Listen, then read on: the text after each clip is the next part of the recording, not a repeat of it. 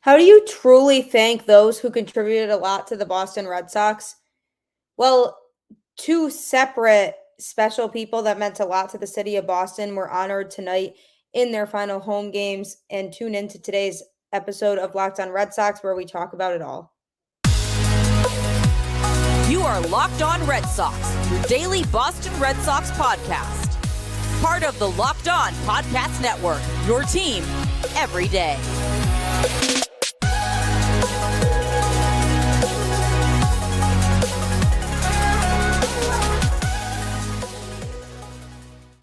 Hello and welcome to Locked On Red Sox, part of the Locked On Podcast Network, your team every day. I'm your host, Gabby Hurlbut, former ESPN social media associate and current host of the Boston Balling podcast, here to bring you the latest in all things Boston Red Sox, Monday through Friday, straight to your favorite podcast feed for free. Who doesn't love free? And if you're looking for something else that's free, you can also download the SiriusXM app and search Red Sox, and they will give you the home broadcast of every Red Sox game for free. Only a couple games left in this season. I'm sitting here doing a sad face, and anybody who's watching this on YouTube can see that sad face, but if you are not, I promise you it is an expression. As frustrating of a season as this was, I will miss them after the next few days. And I certainly have to give a shout out to everybody who's been supporting the show over the last few months in the time that I've taken over, and really just constantly listening and making it your first listen of every day. And everybody on Twitter who's really come together to support this team through the good and the bad. And I promise I see it all, and I see all the comments, and I hope you continue to go on this journey with me, because this offseason is going to be a big one and you won't want to miss it. So thank you for listening to another episode of the show. Today's episode is brought to you by Game Time. Download the Game Time app, create an account, and use code LOCKEDONMLB for $20 off your first purchase. Last minute tickets, lowest price guaranteed. Locked On Red Sox is a place where we talk all things Red Sox, but that shouldn't exclude talking about Red Sox legends who really made an impact in the Boston Red Sox community at Fenway Park and in their tenure with the Red Sox organization. This man has done a ton for Boston, now is with Cleveland and is hanging it up. And he got a standing ovation, a really powerful one, actually, at Progressive Field in the Guardians' last home game of the season on Wednesday night. Terry Francona, former Red Sox manager, you also know him as Tito. What can you really say about him to do him justice and the impact that he made on the Boston Red Sox? I watched that video on Twitter, and for those of you who haven't seen it, definitely look it up because it's very powerful, of the Cleveland faithful giving him a standing ovation and this huge round of applause for just the amazing career that he's had. When you look back at his time with the Red Sox, you're always going to associate him with the guy who broke the curse, essentially. I mean, the Red Sox were in this drought, and it was really hard to feel like they were ever going to bounce back from that ever again. But when the Red Sox hired him in 2004, after coming off of a tough loss in the 2003 ALCS to the Yankees, it's just truly special to think about what he did in that time. Led the Red Sox to a 98-64 record in 2004. Ironically, the second best record in the AL behind the Yankees. And then the second half of the season just really came together for them. They just gelled more than anybody else and just went on an absolute tear after the All-Star break. And that's when you knew there was something special about that team. And when you look at just that team in particular and what it had to take for them to go all the way, everything to go right Francona was at the helm for all of that. And yes, the players are the ones who play the game and are on the field, but having a manager who's a player's coach is a huge, huge reason for a team's success. And a lot of Red Sox players, former ones that played under him, have said he was so good at connecting with the players. And I even heard a quote that said, when you were having a bad day or something in your life wasn't going right, you always could rely on him to turn your frown upside down or just make you not sad anymore and make your day better. And if you have a manager that can have that kind of impact on players, then that's the type of manager that you want in the clubhouse. And it's weird because I saw it on Twitter yesterday, somebody who said, even though Francona's been in Cleveland for so long, like I'll always associate him with the Boston Red Sox. And that hit home for me because I feel the exact same way. And I think the memories that he created with the Boston Red Sox are much greater. And just what he was able to do with this Red Sox team is just truly powerful. I think, there's so many things that can be said about him and his management style. And when it comes to the Red Sox, they had a wild ride and he went through some obstacles with Boston. He just had teams that just really did not perform. The 2006 team struggled significantly, posted a 23-35 record over the last 2 months, and ultimately ended up finishing 86-76, which was third in the AL East. But they had the potential to do better than that. They just could not figure it out in the second half. Obviously, injuries were a key part of that, but it was definitely a letdown. But talk about bouncing back. I mean, the 2007 Red Sox were very deep and very hard to beat. And I'm grateful for the fact that he was there and was able to really keep those guys in check and help that 2007 team to make that statement and be able to do what they did in 2007. I think he just is such a legend in the game of baseball, and it's just not going to be the same without him. Simply put, I mean, he may be finishing with Cleveland, but in my heart, he'll always be a Boston Red Sox, and you have to respect the dedication he had to the game of baseball. He played in it, understood the challenges of being a professional baseball player, and then came and started to manage. And the fact that he could really connect with his guys, I think truly helped with his success. And it was a sad day, honestly, when they decided to decline his option for the 2012 season because he earned his 1,000th win as a manager in 2011 in the summer. But that was the historic Red Sox collapse, which was so bad, finishing 7-20. And it was just not a great month of September for Boston. So then they decided not to bring him back for 2012, and he ended up with Cleveland. But I'll always appreciate what he did for the Boston Red Sox, and I'm sure you will too. So if you could take a minute and just reach out to me either on Twitter or comment on the YouTube video and just let me know what your favorite memory of Tito is. What's your favorite, thing that you're going to always look back on and remember about his time in Boston?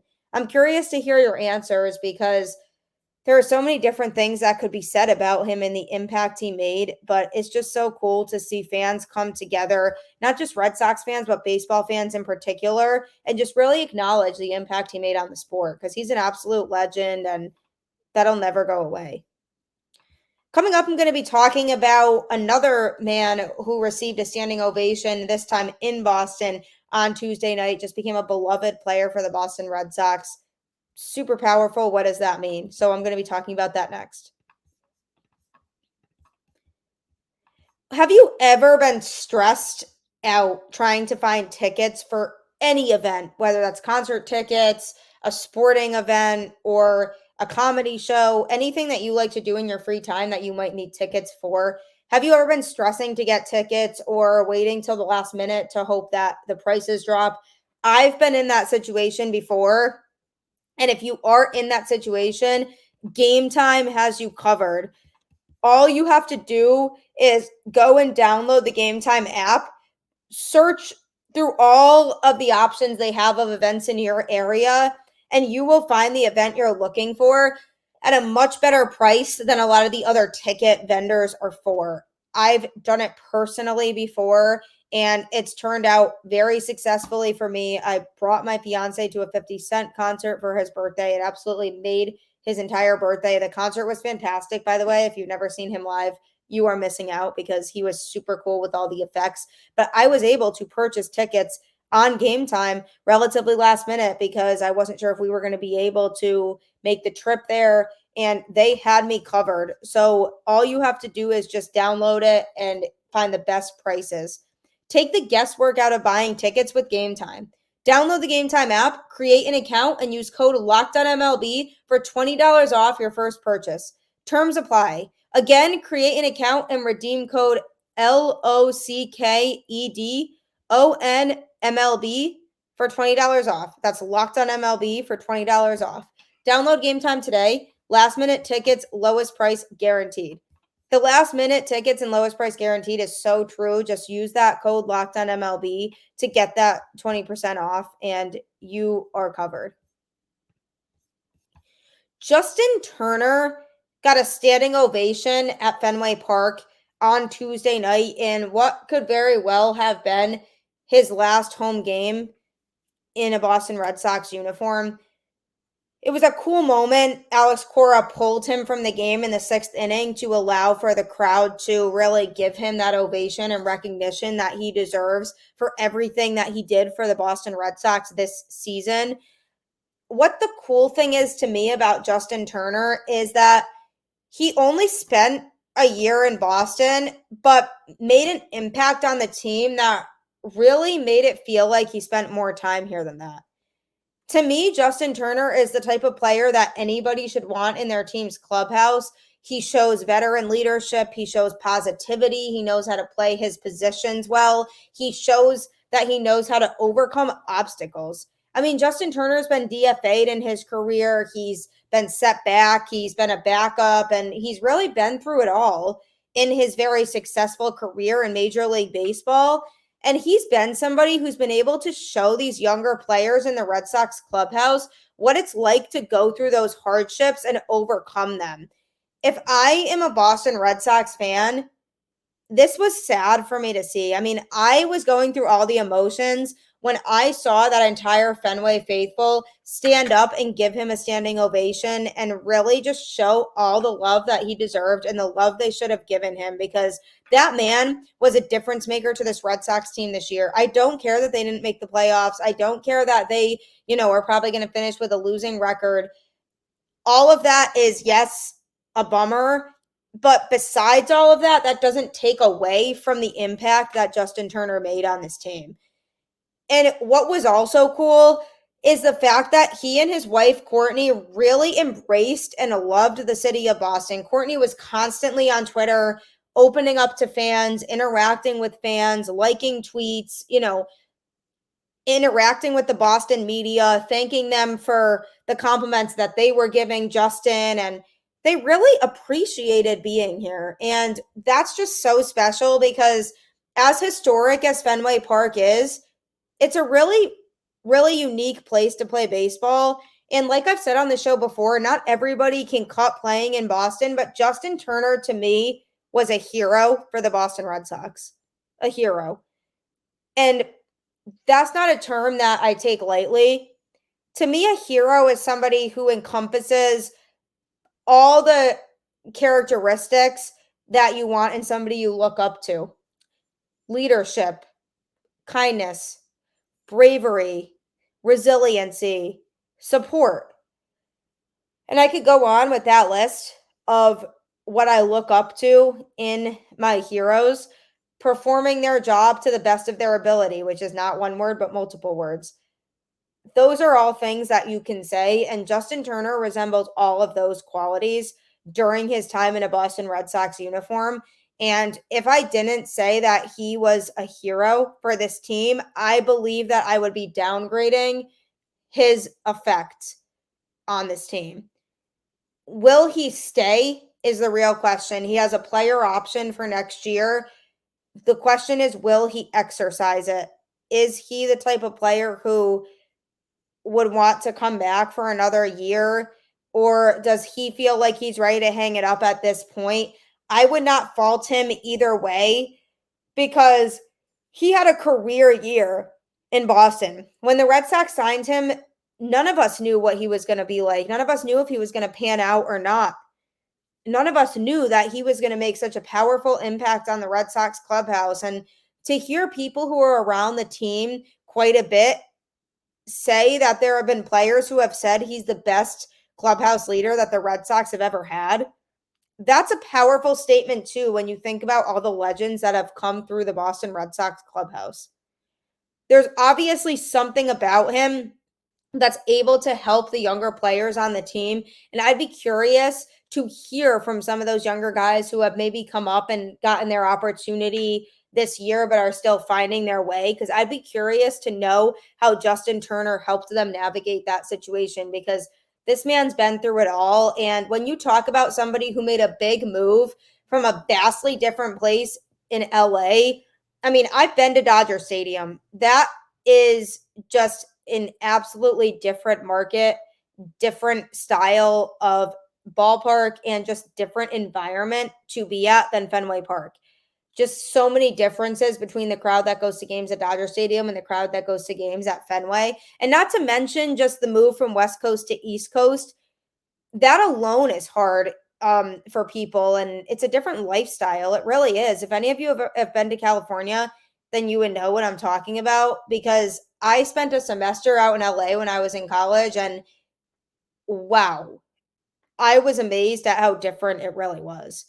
So when I think about Justin Turner and his ability to go from the West Coast to the East Coast and just embrace it so much with open arms. And even at the points in the season where the Red Sox were struggling and it felt like they weren't at the point where they wanted or needed to be, Justin Turner was still trying to lift the clubhouse up and still giving it 100% effort every single day, no matter what the outcome was. And he still was constantly always talking about wanting to put the team in the best position to succeed. And, you know, you don't even have to look at his stats to know how good of a season he had. But just to give you a little bit of insight, 275 batting average, 85 total runs, 96 RBIs, and 4 stolen bases to go along with a 345 on base percentage and a 457 slugging percentage. Together, it's an 802 OPS.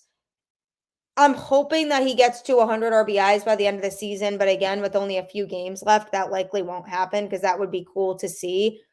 But regardless of whether you focus on those stats or not, it's hard to argue that the impact he made is really incomparable. And it's hard to look at what he did and say there was another player that made that same impact as him.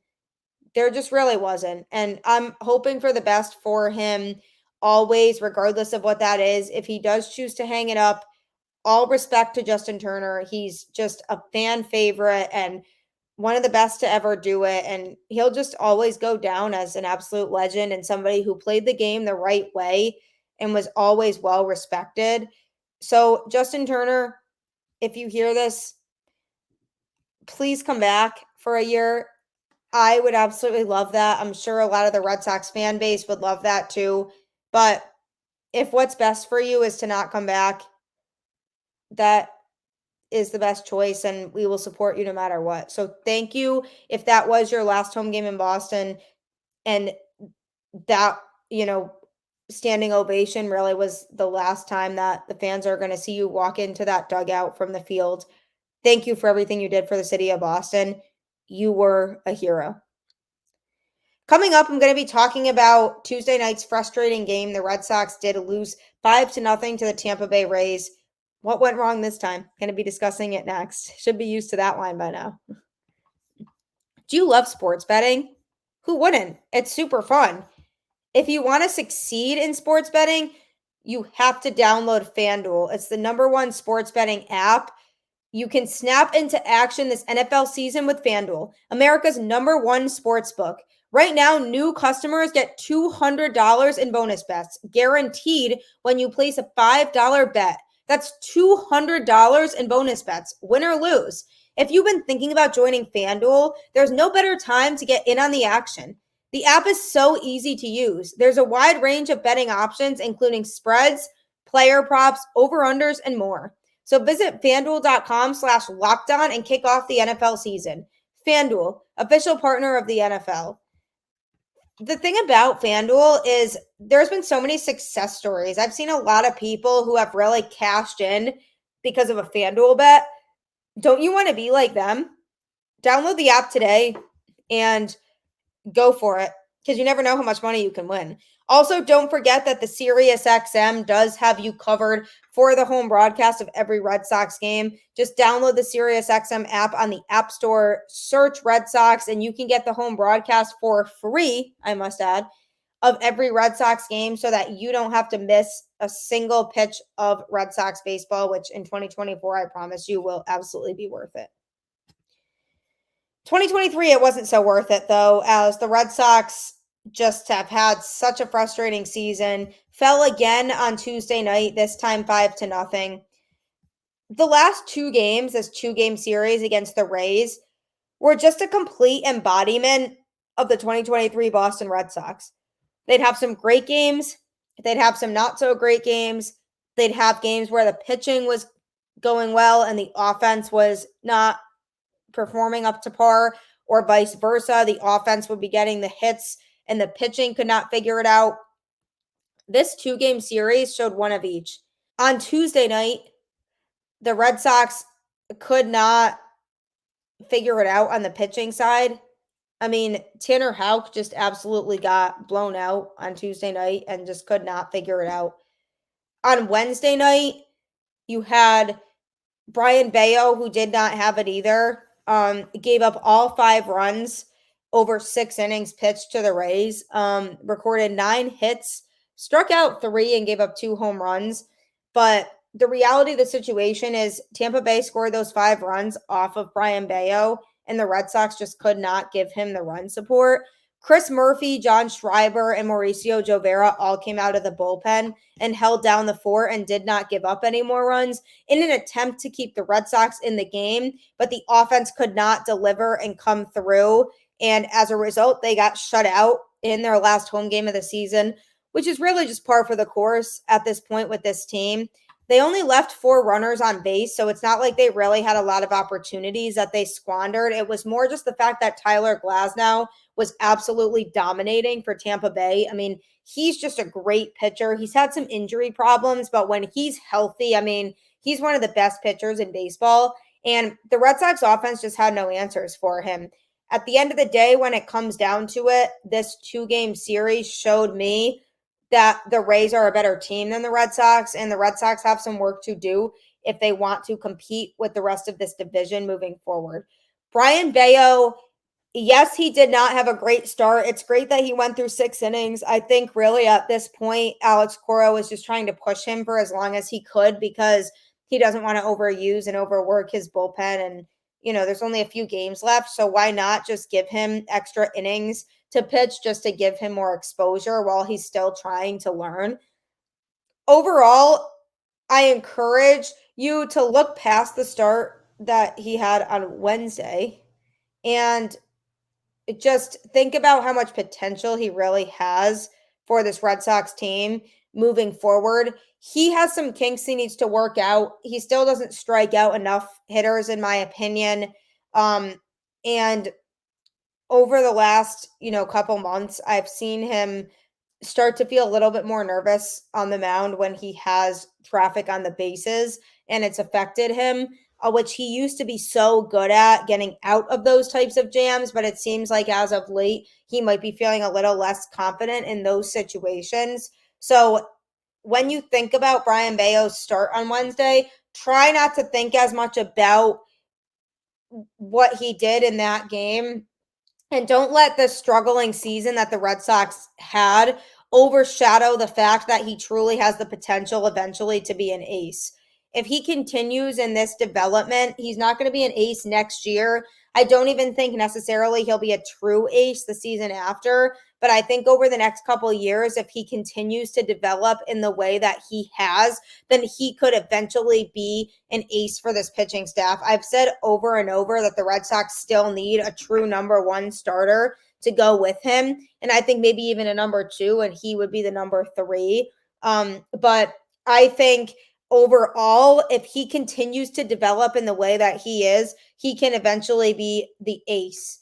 As of today, he has a 4.11 earned run average. He's gotten it significantly manageable. I mean, he struggled in his first few starts. He struggled in the month of April, but then he was able to decrease his earned run average throughout the rest of the season to the point where he was fluctuating in the threes for most of the season and is now at 4.11. And if he could have a season like that, that to me is a solid number two or three starter. He needs to just continue to focus on improving in certain areas and developing certain pitches and primarily his pitch selection. He's going to get to the point where he's going to be facing tough hitters, and knowing what he should and shouldn't be pitching to them is going to come with time, but it's something that I'd like to see him develop a little bit more. The Tampa Bay Rays are a good team. I mean, they are in playoffs contention. Like, they are not a joke of a team, and they're still trying to win the division. I mean, they're close to Baltimore. Ultimately, likely the Orioles will win the division, but I mean, Tampa Bay is right in the mix, and they have a lot of the pieces to be a team that can contend. So I'm not trying to put too much weight into Wednesday night's start because I think for the Red Sox, Brayan Bello's development is on the right track. And as they look to continue to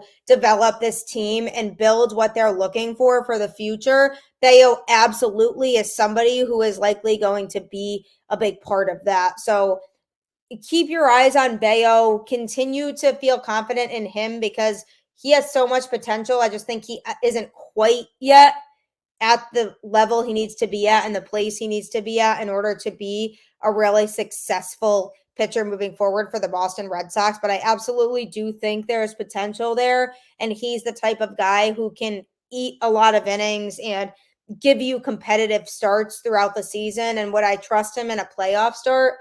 Yes, I really do think I would. And he has a way of buckling down when he needs to. So continue to watch him in 2024, see how he develops, but eventually he will be the Red Sox ace. Like I always say, don't worry. Everything will be okay eventually. You know, it might not feel like it right now, but the Red Sox are about to have a big off season, and I'm going to be here for it, along for the ride with you, to break down all the moves the Red Sox do make and analyze them and just really figure out, is it going to work for this team or not? So be excited for that. Keep the faith. Go Red Sox, and I will talk to you on the flip side.